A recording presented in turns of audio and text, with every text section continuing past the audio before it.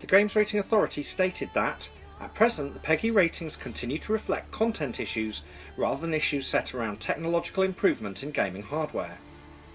The Games Rating Authority expands on its PEGI details by saying that Until Dawn Rush of Blood features frequent instances of gross violence and requires the player to shoot the ghostly apparitions, masked killers and other demonic creatures which attack you.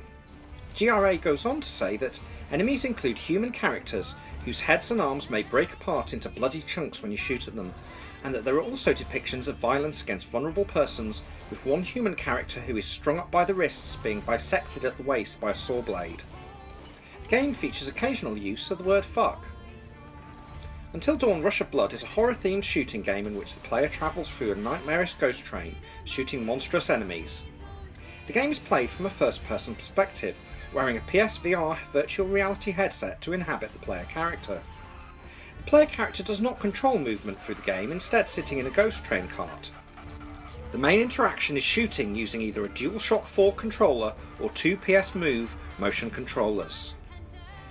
Until Dawn Rush of Blood is a spin-off from Until Dawn, 2015's popular slasher horror survival game, but in its on-rails shooting gameplay is closer to the House of the Dead or Resident Evil gun survivor games.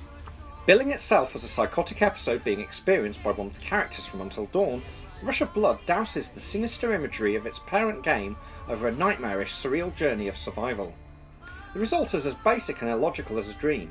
You're on a fairground ride you can't get off, and you need to both play the fairground game of shooting targets and survive by shooting the monsters and killers that rush you. Supermassive Games developed the original Until Dawn game as well as another PSVR title, block arranging puzzler Tumble VR. Until Dawn Rush of Blood is exclusive to PS4 and the PSVR system, and will require both a PSVR headset and PS camera to play, as well as two PS Move controllers if you wish to use motion control to shoot. It costs around £16 or $20.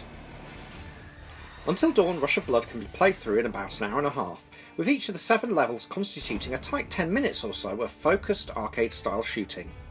The game encourages replayability by requiring players to complete all 4 difficulty levels to reach the game's true ending, with the higher difficulty levels living up to their billing.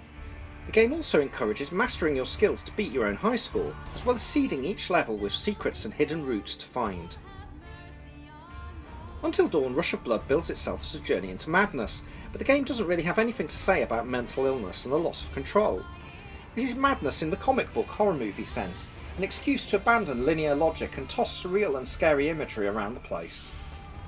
While there are references to sadistic torture and violence, with mutilated corpses and references to the killings in Until Dawn, the creepy clowns and spooky fairground setting are closer thematically to Scooby-Doo than Silent Hill, albeit with a lot more flying blood and severed limbs. Until Dawn Rush of Blood takes one of the oldest game types, shoots stuff to survive and score points, and rebuilds it on the latest hardware, the PSVR. What it lacks in subtlety and complexity it makes up for with immersion and finely tuned jump scares. Developed specifically for virtual reality, Rush of Blood strips away any gameplay aspects that are difficult to achieve in VR, such as walking around, and embeds score counters and other messages in the game environment so as not to break immersion with free-floating captions. Short, fast-paced levels aim to maximise excitement without